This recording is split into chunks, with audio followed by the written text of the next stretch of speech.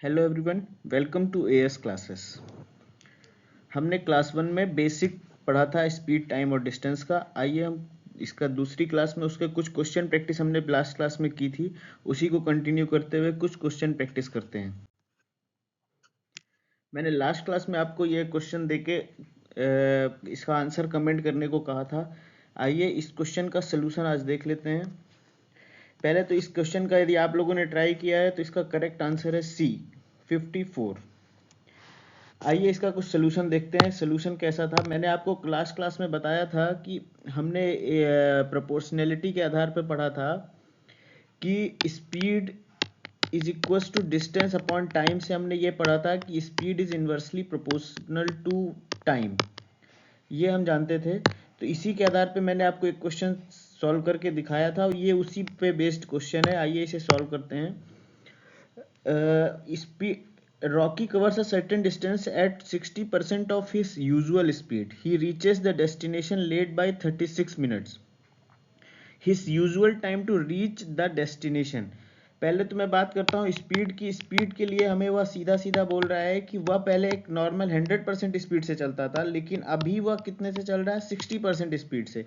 यदि स्पीड के रेशियो की बात करूँ तो 10:6। और लेकिन टाइम का रेशियो क्या हो जाएगा, मैंने आपको बताया है कि speed is inversely proportional to time. तो इसका मतलब टाइम का रेशियो हो जाएगा 6:10। 6:10। इसका मतलब जो टाइम में डिफरेंस आ रहा है वो 4 पार्ट्स का आ रहा है, मतलब 4 पार्ट्स का डिफरेंस है। और ये 4 पार्ट कितने दे रहे हैं, क्वेश्चन में दिया हुआ है डिलेड बाय 36 मिनट्स, मतलब 4 पार्ट 36 के बराबर है।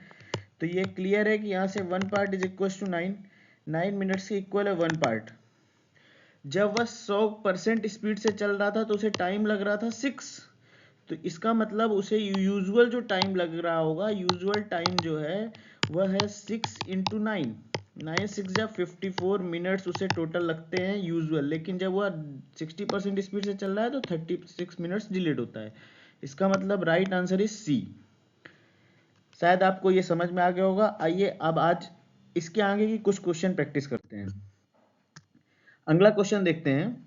अ lady walks to her office every day from home and maintains a fix time for the same.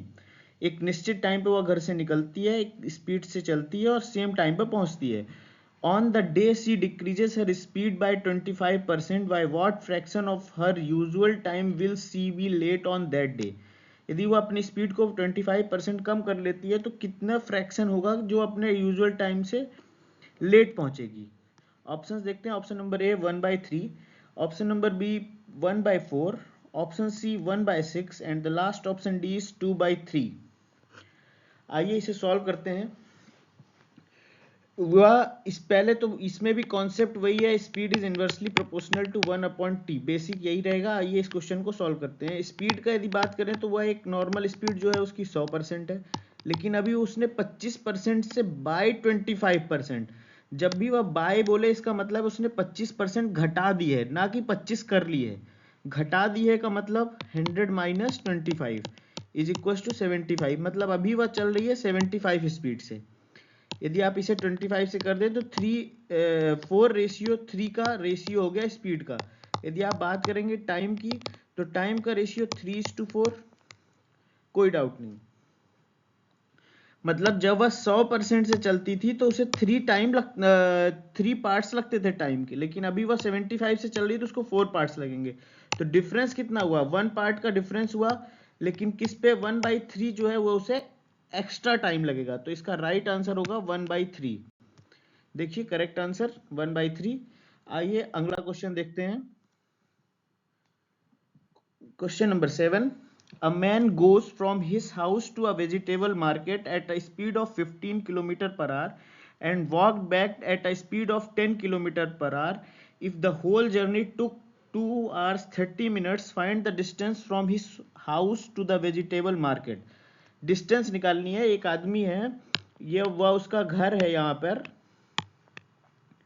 यह उसका हाउस है, यहाँ से वह वेजिटेबल मार्केट जाता है। वह जाता है 15 km/h से और आता है, वापस आता है 10 km/h से। उसे जो टोटल टाइम लगता है वो 2.5 आवर्स लगते हैं। 30 मिनट्स मतलब आधा घंटा और, तो टोटल उसे 2.5 घंटे लगते हैं टाइम। तो हमें यह बताना है कि उसकी यह जो डिस्टेंस है, ये डिस्टेंस पूछ रहा है क्वेश्चन में। और पहला number option number A 15 kilometres, option number B 18 kilometres, C 12 and the last option D is 20। तो आइए इसका सोल्यूशन देखते हैं। पहली बात, जब वह 15 किलोमीटर पर आवर की स्पीड से जाता है, तो हमने यहाँ पे ये पढ़ा है कि speed is equals to distance upon time, हम ये फॉर्मूला जानते हैं। अभी यहाँ पे हमें टोटल टाइम दे रहा है, मतलब यदि मैं 15 किलोमीटर जाने में जो समय लगा है वो प्लस आने में जो टाइम लगा है वो, यदि मैं इसे टोटल कर दूं तो ये 2.5 आवर्स के बराबर होगा। अब मुझे टाइम निकालना है, तो टाइम इज इक्वल्स टू होता है डिस्टेंस अपॉन स्पीड। तो जाने में उसे कितना टाइम लगा, 15 की स्पीड से जा रहा था, मैंने डिस्टेंस को मान लिया है d, तो d डिवाइडेड बाई 15, यह उसे जाने में से टाइम लगा। आने में उसे टाइम लगेगा d बाई 10, क्योंकि वह 10 की स्पीड से आ रहा है। और टोटल टाइम जो क्वेश्चन में बोल रहा है वह 2.5 आवर्स हुआ। कोई डाउट नहीं है इसमें। इसको हम सॉल्व करते हैं, एलसीएम आएगा 30, 2d plus 3d is equal to 2.5। This implies 5d is equals to 2.5 into 30. 5d is equals to 75. So d is equals to 15. इसका मतलब जो इसकी डिस्टेंस है from home house to market, it is 15 kilometres. So right answer is 15। आइए answer देखते हैं, answer 15। इन problems में कोई ऐसा कुछ भी कोई टफ चीज नहीं है, बस हमें क्वेश्चन को ढंग से समझ लेना है, उसके बाद हम क्वेश्चन को इजीली सॉल्व कर सकते हैं। आइए अगला क्वेश्चन देखते हैं। Vikas went to city from his village which is 48 kilometre far by 2 mode of communications.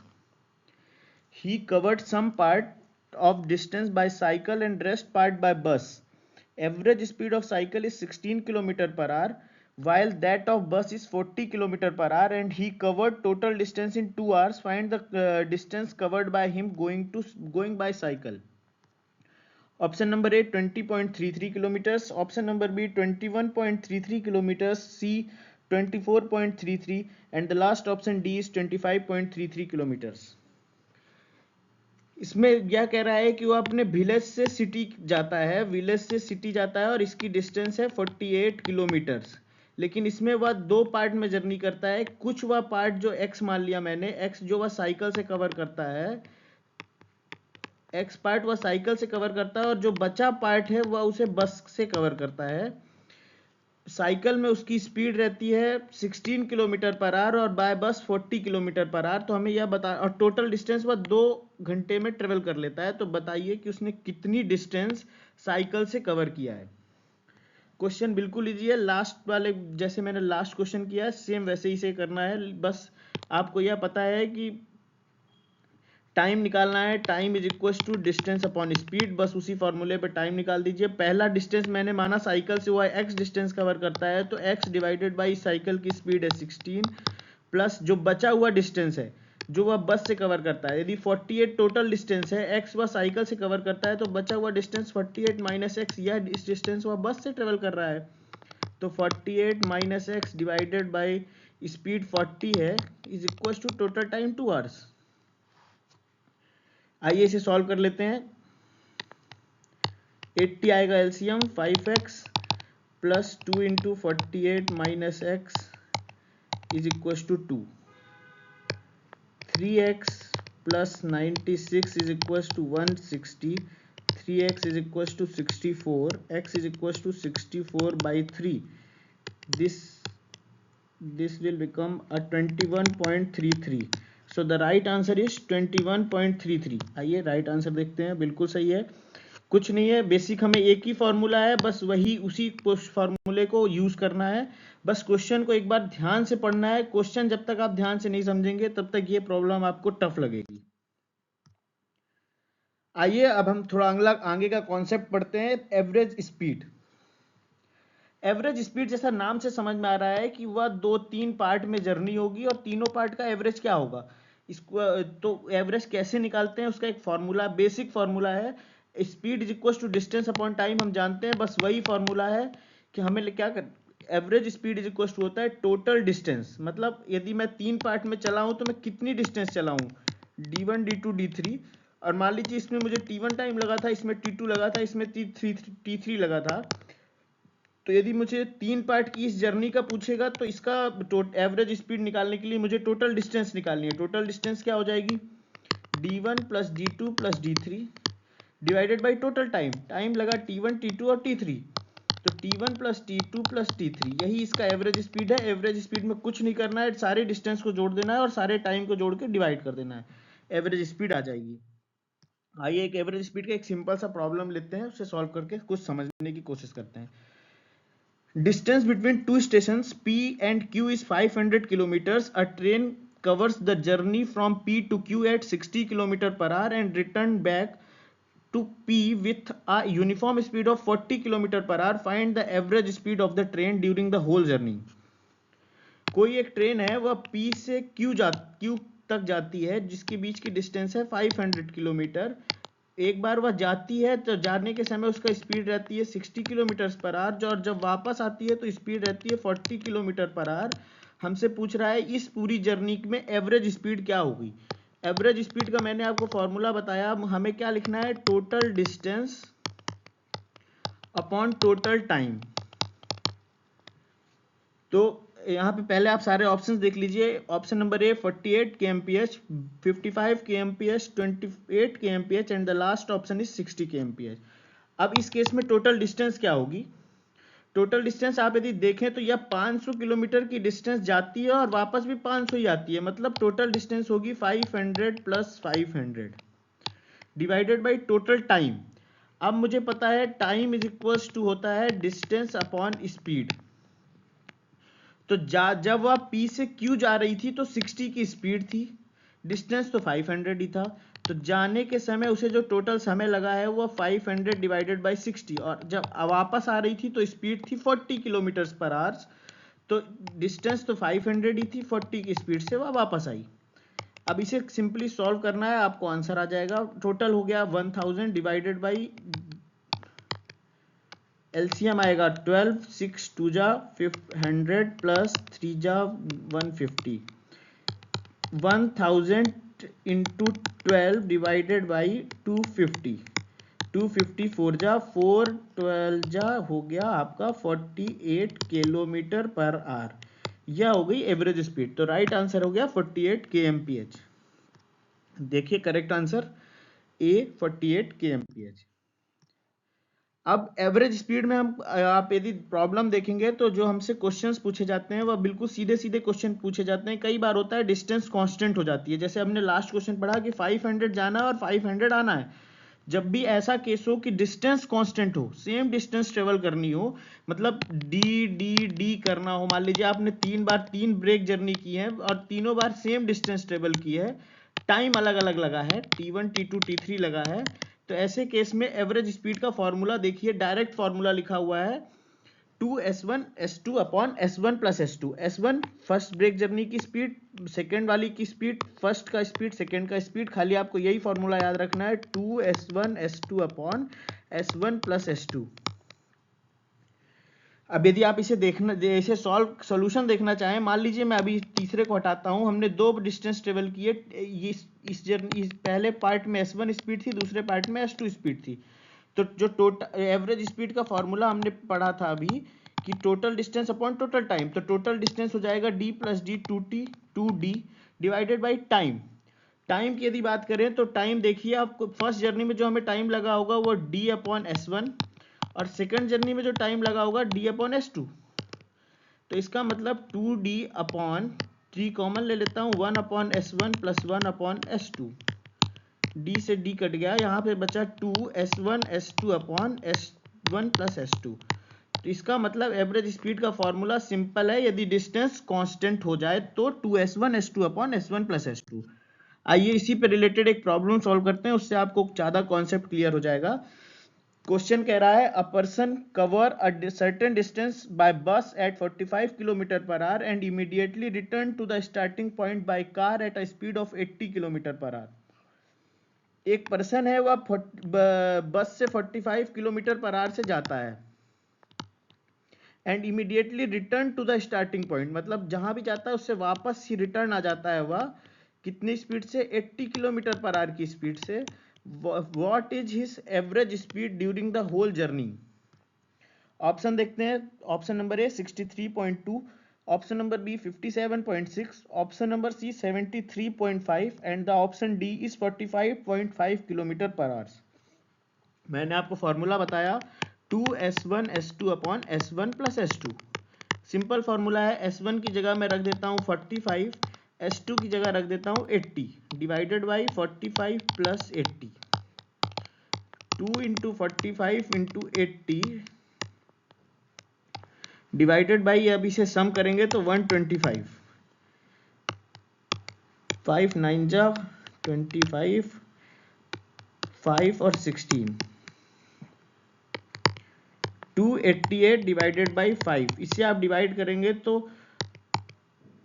5 5 जा 25, 3 7 जा 0.65, 57.6 राइट आंसर है इसका। कुछ नहीं था, केवल हमें फॉर्मूले में वैल्यू पुट करनी थी। S1 हमें दिया हुआ था 45, S2 दिया हुआ था 80। इसे आप सॉल्व करेंगे तो राइट आंसर 57.6। कई बार आपको यह क्वेश्चन को सॉल्व करने में बहुत इजी कर सकता है, इसलिए आप याद रखिएगा यदि डिस्टेंस कांस्टेंट हो तो हमें यह फॉर्मूला ही लगाना है। The right answer is 57.6। आइए इसी पे एक अगला कॉन्सेप्ट पढ़ लेते हैं एवरेज स्पीड पे। जब हमारा टाइम कांस्टेंट हो, टाइम कांस्टेंट हो मतलब सेम टाइम में, मतलब मैं यदि कह रहा हूँ 30 मिनट में मैंने एक डी डिस्टेंस ट्रेवल की थी और अगले 30 मिनट में मैंने कोई नई डिस्टेंस ट्रेवल कर ली, D2 डिस्टेंस ट्रेवल कर ली। अब हमसे पूछे कि इसमें एवरेज स्पीड क्या होगी। जब टाइम सेम हो ऐसे केस में एवरेज स्पीड का फॉर्मूला होता है average speed S1 plus S2 upon 2। यदि यहाँ पे 3 पार्ट में जर्नी होती तो S1 plus S2 plus S3 divided by 3, number of observation से इसे डिवाइड करना है, ये याद रखिएगा। नंबर ऑफ पार्ट जर्नीस या नंबर ऑफ जितने भी हैं, मतलब जितनी स्पीड्स हैं उतने से ही डिवाइड कर देना है आपको, आपकी एवरेज स्पीड आ जाएगी। यहाँ पे देखिए उस फॉर्म में भी मैंने इसे लिख दिया है, average speed is equal to sum of speed upon number of observations. आइए क्वेश्चन देख लेते हैं। इस फॉर्मूले को समझने के लिए और याद रखने के लिए ज़्यादा आसान पड़ेगा आपको। A man travels from A to B at a speed of 29 kilometre per hour in 29 minutes and he travels from B to C speed of 39 kilometre hours in 29 minutes. Time क्या हो गया सेम, अब हमसे पूछ रहा है average speed बताना इस जर्नी के लिए। तो इसके लिए एवरेज स्पीड के लिए मैंने आपको फॉर्मूला बताया, simple formula S1 plus S2 upon 2। S1 आपको दिया हुआ है 29 किलोमीटर पर आवर, S2 आपको दिया हुआ है 39 kilometre per our divided by 2। 29 plus 39 ये आपका हो जाएगा 68 divided by 2 it's equals to 34 kilometre per hour is the average speed for this question. So the right answer is 34 kilometre per hour. देखिए correct answer 34 है। आइए अब आगे बढ़ते हैं। एक अगला क्वेश्चन है, थोड़ा सा इसे ध्यान से देखिएगा। यह क्वेश्चन एवरेज स्पीड से थोड़ा हटके है, लेकिन मैंने इसलिए डाला है ताकि हम क्वेश्चन प्रैक्टिस जितनी ज़्यादा करेंगे हमारा कॉन्सेप्ट उतना ज़्यादा अच्छा होगा। A person travels in a car eight 40 kilometre per hour for 3 hours on a bike at a, पहले वह कार से ट्रेवल करता है 3 घंटे 40 की स्पीड से, फिर वह बाइक से ट्रेवल करता है 2 घंटे 30 की स्पीड से, और फिर वह ट्रेन से 5 घंटे चलता है 80 किलोमीटर पर आवर की स्पीड से। तो हमें एवरेज स्पीड बताना है। पूछा एवरेज स्पीड है, लेकिन क्वेश्चन को सॉल्व करने का तरीका थोड़ा सा वो डायरेक्ट फॉर्मूले के बजाय इसे हमें सॉल्व करना होगा। आइए ऑप्शन देखते हैं। 56 kmph, the second option is 60 kmph, option number C 58 kmph and the last option is 62 kmph। Average speed के लिए आप पहले तो अपना फॉर्मूला लिखेंगे तो आपको ज्यादा कॉन्सेप्ट क्लियर होगा। Average speed is equal to होता है total distance upon total time.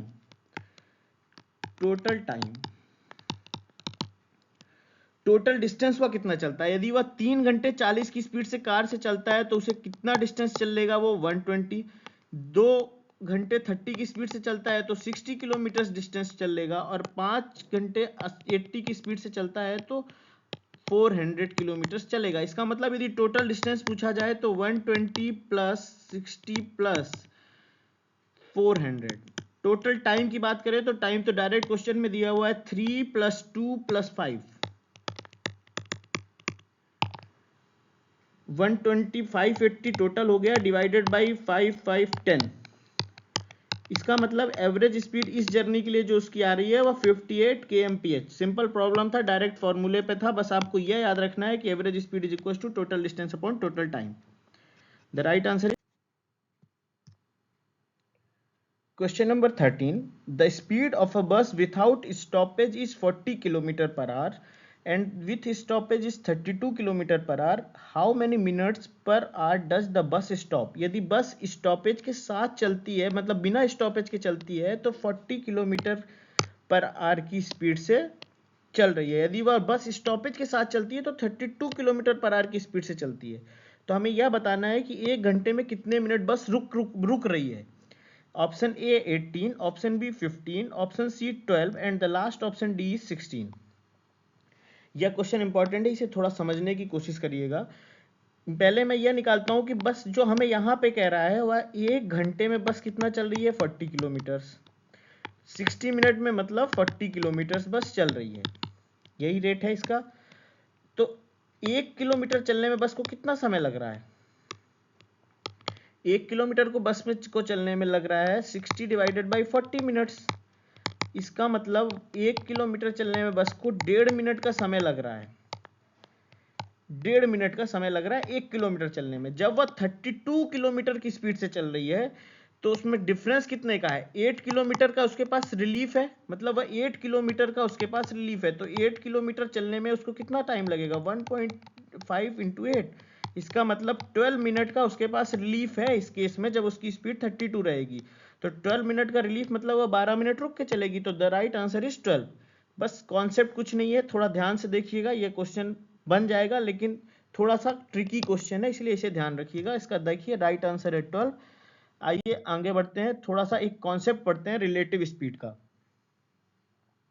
Relative speed क्या चीज है? पहली चीज तो रिलेटिव स्पीड हम समझते हैं, जब आप कभी देखेंगे आप बाहर खड़े हो और ट्रेन चल रही हो तो आपको लगता है कि ट्रेन की स्पीड बहुत तेज है, लेकिन जब आप उसी ट्रेन पे बैठ जाते हैं और ट्रेन में आपके साथ बैठा हुआ जो भी पैसेंजर है उसके जब आप उसको देखते हैं तो आपको उस समय स्पीड निग्लिजिबल लगती है। इसका कारण क्या है? इसका कारण है पूरा यह रिलेटिव स्पीड पर बेस्ड है।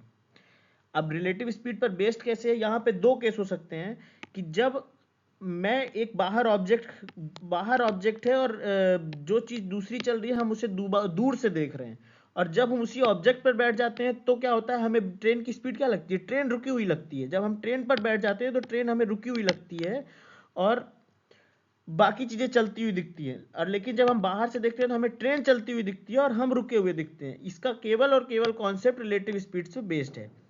तो आइए देखते हैं रिलेटिव स्पीड कब के केस में क्या हो जाएगी। रिलेटिव स्पीड का कॉन्सेप्ट पढ़ने के लिए दो चीजें हैं। पहला, जब when running in same direction, ऐसा हो कि जब दो ऑब्जेक्ट हैं सेम डायरेक्शन में चल रहे हों, तब उनकी रिलेटिव स्पीड क्या होती है। तो जैसे मैंने आपसे बात की कि एक ट्रेन के अंदर आप बैठे हैं और आपके साथ जो बैठा हुआ साथ में पैसेंजर है, आपको उसकी स्पीड क्या लगती है? 0। ऐसा क्यों? क्योंकि आप दोनों सेम स्पीड से चल रहे थे, और सेम स्पीड से चलने के कारण यदि आपका स्पीड को मैं s1 मानूं, दूसरी की स्पीड को s2 मानूं, तो s1 माइनस s2 क्या आ रहा था? 0। इसलिए जब भी हम सेम डायरेक्शन में चलते हैं तो रिलेटिव स्पीड हमेशा माइनस हो जाती है। ये याद रखिएगा, ये कॉन्सेप्ट हमें याद रखना है। सेम डायरेक्शन के केस में रिलेटिव स्पीड माइनस। और when running in opposite direction की बात करते हैं, जब हम अपोजिट डायरेक्शन में चल रहे हो तो कोई इधर से चल रहा है, मतलब मान लीजिए ए इधर से चल रहा है s1 स्पीड से, बी इधर से अपोजिट डायरेक्शन में चल रहा है s2 स्पीड से। जब हम अपोजिट डायरेक्शन में चलते हैं तो ऐसा लगता है कि हम दोनों बहुत जल्दी पास आ रहे हैं। इसका मतलब यही होता है, कारण यही है कि रिलेटिव स्पीड उस केस में जुड़ जाती है, s1 प्लस s2 हो जाती है। अपोजिट डायरेक्शन के केस में प्लस करना है और सेम डायरेक्शन के केस में माइनस करना है। ये चीज याद रखिएगा। ये इस पे बेस्ड एक क्वेश्चन देखते हैं। A and B started toward each other at the same speed from places 123 km apart and met in 4 hours. If A's rate was 12 km per hour, what was B's speed? Option देखते हैं। Option 1 18.75 kilometre per hours, option B 18.25 kilometre per hours, option C 16.5 kilometre per hour and the last option D 16.75 kilometre per hour. Question को समझते हैं। ए और B एक दूसरे की तरफ चलना स्टार्ट करते हैं, यह ए है या बी है, एक दूसरे की तरफ चलना चालू करते हैं। इनके बीच की जो डिस्टेंस है 123 किलोमीटर्स है, 123 किलोमीटर से, और ये 4 घंटे बाद मिल जाते हैं। ए की जो स्पीड है, वह 12 किलोमीटर पर आवर है। तो हमसे पूछ रहा है बी की स्पीड क्या होगी। मैंने अभी रिलेटिव स्पीड का कॉन्सेप्ट पढ़ा है, और हम मान लेते हैं बी की स्पीड है x। तो आप रिलेटिव स्पीड के कॉन्सेप्ट में हमने देखा, जब अपोजिट डायरेक्शन में चीजें चलती हैं तो रिलेटिव स्पीड क्या होती है, रिलेटिव स्पीड जुड़ जाती है। तो रिलेटिव स्पीड हो जाएगी 12 प्लस एक्स, मतलब जो टोटल स्पीड है वो 12 प्लस एक्स है। डिस्टेंस या है, टाइम या है। तो आपको पता है speed is equal to distance upon time. Speed हो गई 12 प्लस एक्स, डिस्टेंस है 123 डिवाइडेड बाई टाइम 4 आवर्स। इसको बस कुछ नहीं, इस इक्वेशन को सॉल्व करेंगे, आपको आंसर मिल जाएगा 4 12 जा 48 plus 4x is equal to 123, 4x is equal to 75, so x is equals to 4 1 जा 4 3 5 8.75 18.75, so the right answer is 18.75। बस क्वेश्चन में कॉन्सेप्ट केवल रिलेटिव स्पीड का लगाना था। रिलेटिव स्पीड जब अपोजिट डायरेक्शन में चलते हैं तो रिलेटिव स्पीड जुड़ जाती है, और सेम डायरेक्शन में चलते हैं तो माइनस हो जाती है।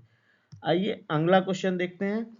अ thief is noticed by a policeman from a distance of 97 metre. मतलब एक पुलिस को थीफ दिखता है 97 मीटर दूर था। The thief starts running and the policeman ceases him. The thief and the policeman run at a speed of, जो police दौड़ रहा है वह 23, पुलिस दौड़ रही है 23 मीटर पर सेकेंड से, और थीफ दौड़ रहा है 21 मीटर पर सेकेंड से। तो बताना है कितने टाइम में या पुलिस थीफ को पकड़ लेगी। ऑप्शन देख लीजिए, option 40 seconds, 45 seconds, 62.5 second, and the last option D is 48.5 second. कुछ नहीं, रिलेटिव स्पीड जब दोनों सेम डायरेक्शन में भागते हैं, सेम डायरेक्शन में यदि चीजें चलती हैं तो रिलेटिव स्पीड मैंने आपको बताया माइनस हो जाती है। रिलेटिव स्पीड यदि माइनस होगी तो इस पे 2 मीटर पर सेकेंड इसकी स्पीड हो जाएगी। स्पीड हमें दी हुई है 97 मीटर का डिस्टेंस है, तो टाइम कितना लगेगा। Time is equal to distance upon speed. Distance is 97 metre, time is 2 seconds. इसको आप डिवाइड करेंगे तो 48.5 सेकेंड्स आएगा। इसका मतलब the right answer is 48.5 seconds. आइए इस क्लास को यहीं पे ख़त्म करते हैं। अगली क्लास में आपको इसमें ट्रेन्स की प्रॉब्लम्स के बारे में मैं आपको थ्योरी के साथ कुछ क्वेश्चन प्रैक्टिस कराऊंगा। तब तक के लिए थैंक यू, बाय बाय। कृपया चैनल को लाइक करें, शेयर करें, सब्सक्राइब करें और हमारे चैनल के साथ जुड़े रहिए। Thank you.